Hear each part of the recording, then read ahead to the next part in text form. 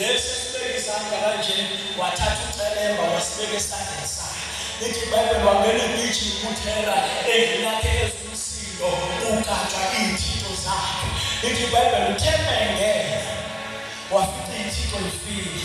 Lithi iBhayibheli wathi uthera u-Abraham ukwenzeleni lokhu na? Wathi u-Abraham hayi ngithembe ngenze idili ngenzele laba abancane. Lesi esikhulu sasesathatha imbazo sayibulala zonke lezi. Wavele wathi uthera nonsense ayikho lento ngoba lesi sithixo asikwazi ukuhamba, lesi thixo asikwazi ukudla, lesi thixo asiboni, sabazwa yini? Lithi iBhayibheli impendulo ka-Abraham yavele yathi pho wena usikhonza kanjani? Mina ngoba ngikhonza uNkulunkulu obonayo, ngikhonza uNkulunkulu obambayo, ngikhonza uNkulunkulu ohambayo, ngikhonza uNkulunkulu ohlayo, indumiso yabantwana bakhe. Lithi iBhayibheli wathi u-Abraham pho ukhonza kanjani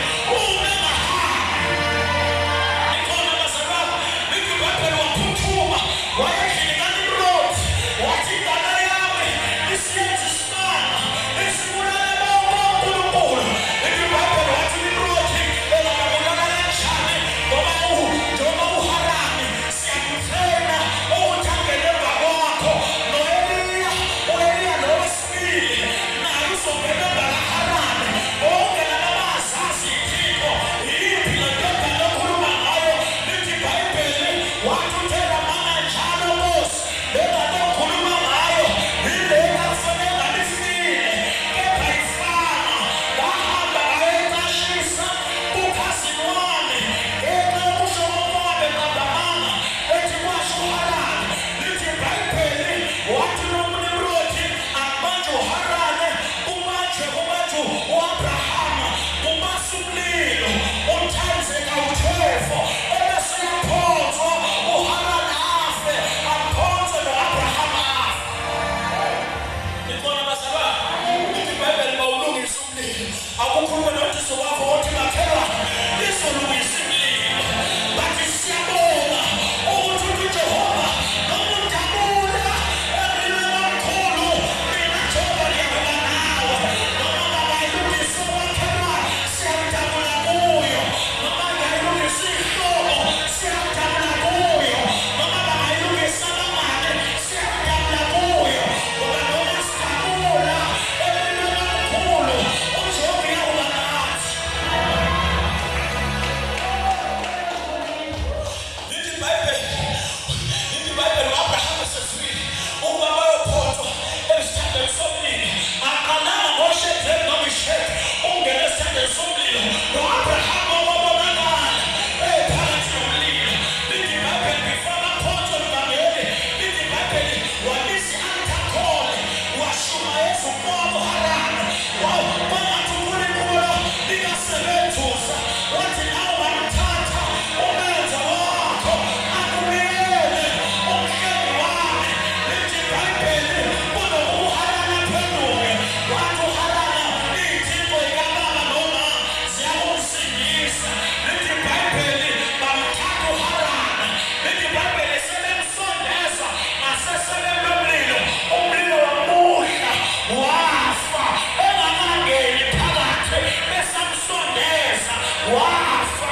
Kepha u-Abrahama lithi iBhayibheli bamthatha baze bamfaka phakathi kunokuba kwashe izinto ezazimbophile. Wayesethi uNkulunkulu akhulume ekuseni phezu kwezinto zakho ukuthi lo mlilo abakubasele wona yiwo ozoqaqa izinto ey'bophe impilo yakho. Lo mlilo abakubasele wona yiwo ozoqaqa impumelelo yakho, yiwo ozoqaqa ukuphila kwakho. Someone is breaking loose today. Glory to Jesus. Kunokuba afe umlilo waqashula izinto ekade zimbophe ezandleni. Kunokuba afe umlilo waqashula izinto ekade zimbophe enyaweni. Webazalwane uma singena emlilweni asingathandazeli ukuthi umlilo ucishwe, kepha sithandazele ukuthi esimkhonzayo akavele phakathi emlilweni. Lithi iBhayibheli kunokuba ashe kwenzeka i-alithakole baphenduka wonke amakhosi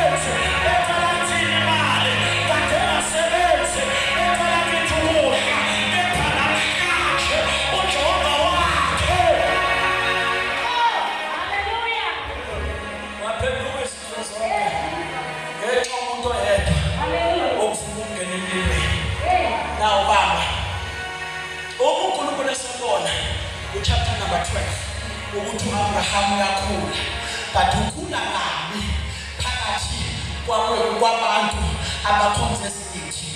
Ngoba kwesinye isikhathi akukhuleki uma uyilocation wrong. Hallelujah. Because hallelujah. God will never bless you uma usakuyilocation wrong. God will never elevate you uma usakuyilocation wrong. Because izinto zika-Abraham ziyakhula, abantu baka-Abraham bakhula. Wayesethi Abraham ungajabuliswe ngenamba yama-hundreds abantu abakulandelayo. Abraham phuma ezweni lakini, uphume nasehlotsheni, dwebela lehlo, uphume nasehlotsheni zakini. Ebese mina ngokuphuma kwakho, mina Jehova ngiyakwenza. UJehova akakwenzi ungakaphumi, uJehova akakushintshi ungakaphumi. Ulinda uphume ezweni lakini, uphume ehlotsheni, uphume emkhulweni yakini. Ebese uJehova yakwenza. Angeke azakwenze ungakaphumi. Ulinda abazalwane ukuthi uphume, uphume ezonweni, uphume uthi ngeleke, ebese yashintsha. Glory to Jesus.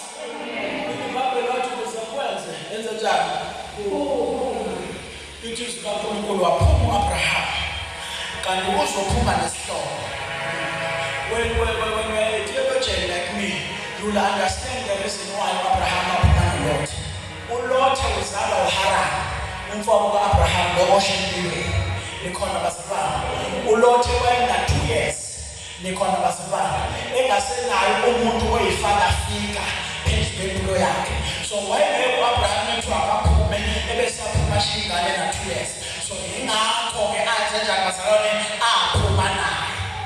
Angishayi iThumaleti uLot bese uphuma wena cha ngishaya. But you need to understand ukuthi uLot was 2 years old. Wayengeke azashingane na 2 years. Alibonke igama lenkosi. And uAbraham wayesoba necala ngoba wayeganwe ingane kaHaran uSarai. Sarai was a baby girl of Haran. Nikhona bazalwane. Ngamanye amazwi uAbraham waganwa ingane kamfowabo uMdala. Alibonke igama lenkosi. Lithi iBhayibheli uma bephuma ezweni lakubo usefika endaweni la khona nezimvu kaLot ziyakhula, nezakhe ziyakhula, inkomo zakhe ziyakhula. Yasindawo yabancane uku-accumulate izimvu zabo nabantu babo bobabili. Lithi kaNkulunkulu wasathi uAbraham sesiyathandaza siyahamba. Wasathi uAbraham Ntombela. Lithi iBhayibheli wathi uAbraham ukuze singaxabani ngoba sinamakhola siyakhola. Khetha izwe osuyakulona. Uma uye north mina ngiya kwesouth. Nikhona bazalwane. Uma uye south mina ngiya enorth. Akubona igama lenkosi. uLot uyingozi kanje phezu kwempilo yakho baba. Lithi iBhayibheli wabuka izwe elalinamanzi, elalinontshani oluhlaza, elalilihle, wakhetha lona. Uhamba noLot phezu kwempilo yakho ozoncela kuwe. Uzakhetha zonke izinto ezinhle. Into efise ngabe ezakho kube ezakhe. Alibonke igama lenkosi. Uzakhetha zonke ama-benefits efise ngabe awakho. Uzawakhetha uLot kube awakhe. Alibonke igama lenkosi. Uyibuza ukuthi indabona mhlaka-30 kwakho kodwa mhlaka-3 ayimali awunayo. Yingenxa yoLot ufika mhlaka-31 ntambama ubuye emsebenzini akasabe siyekahlabisa. Uyabona lo Lot aphuze engathenganga ngisho isavana ka-25 rand, aphuze amabhodlela owadekayo wenetafuleni, aphuze agabo ahambe nangakusasa akubize, nangakusasa akubize. Izothi imali singasekho ebese neba nemali wena ungasenayo. Nikhona bazalwane, uLot ucela igasi lakho. Glory to Jesus. Alibonke igama lenkosi. Lithi iBhayibheli wakhetha izwe elalilihle, elalakhile ngasesangweni iSodoma. uNkulunkulu engabalichithi iSodoma neGomora. Alibonke igama lenkosi. Selithi iBhayibheli the moment uAbraham ehlukana noLot, ngoba uNkulunkulu wakhuluma chapter 12 verse number 1 and verse number 2 wase wathula. Uthe uAbraham esahamba noLot, uNkulunkulu akakhulumanga. ngoba uJehova akakhulumi uma kusakhona abantu ohamba nabo efuze ngaba uhambe nabo.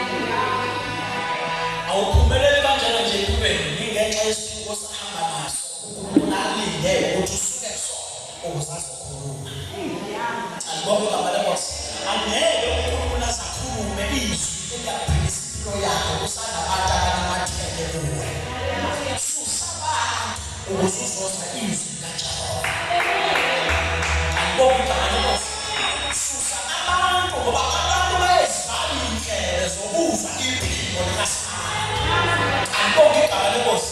IBhayibheli lesikhali uAbraham esuka eduze kwaLothe, uJehova wabe esekhuluma. Akakhuluma akasuka eduze kwaLothe. Uyalinda uLothe asuke ukuze azokhuluma. Glory to Jesus. Ngamanye amazwi idecision yokusuka kaLothe asiye kaNkulunkulu ikhala kuwe. Kufanele uyikhethele ukusuka kubantu onamathele kuJehova. Alibonge igama lenkosi. Lithi iBhayibheli lami uJeremiah esuka uAbraham esuka kuLothe. Lithi izwi likaNkulunkulu uJehova wabe esekhuluma phezu kwa-Abraham. Wathi, Abraham, phakamisela amehlo akho. Because inhliziyo yakho ithi, makhelwane, phakamisela amehlo akho. Lithi iBhayibheli lithi uAbraham phakamisa amehlo akho. Wathi uNkulunkulu ubuke north. Ngamanye amazwi umethi ubuke north uthi buke ifuture yakho. Buke okukhulu okuzayo. Khona bazalwane uthembe eqede ubuke north wathi buka esouth. Umethi buke esouth uthi buke imuva lakho. Buke imuva lakho ukuthi ikusasa lakho likhulu kanjani kunemuva lakho. Nikhona bazalwane namhlanje ngifuna ukuthi uNkulunkulu wakuthathaphi ukubekeleni abona nikhona bazalwane. IBhayibheli wathi awubuke nasokhohlo ubuke eceleni izinto ohlangabezane nayo ohlangabezane nazo unyaka ukhula. IBhayibheli wathi kuba ngapha east ubuke ukuthi kwenzakalani. IBhayibheli uthema yobuke wasothi uNkulunkulu inzalo yakho iyakuba njengedust yomhlaba. Nikhona bazalwane ukuba uma ukhephetha uzovuka idust ungayibala idust bese usibala.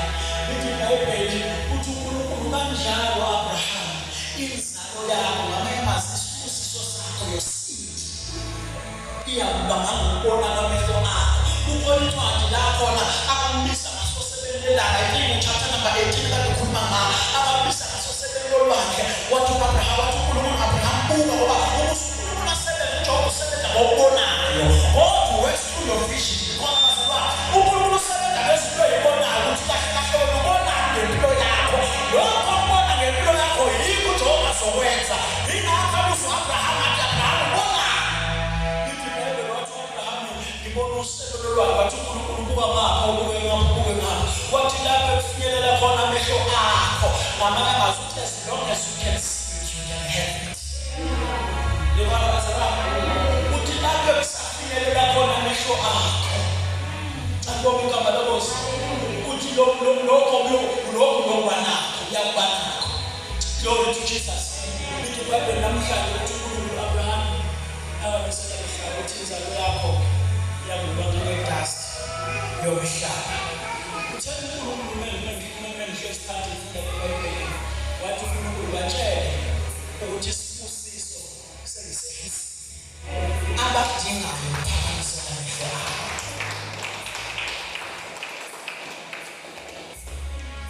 Ngifile ngoba ngathi besikhona ukwezwi kuzosukuma ngenyanga ethi mina uthe uNkulunkulu angithulela umyalezo njengomprofeti wakhe ukuthi isibusiso sesehlisile.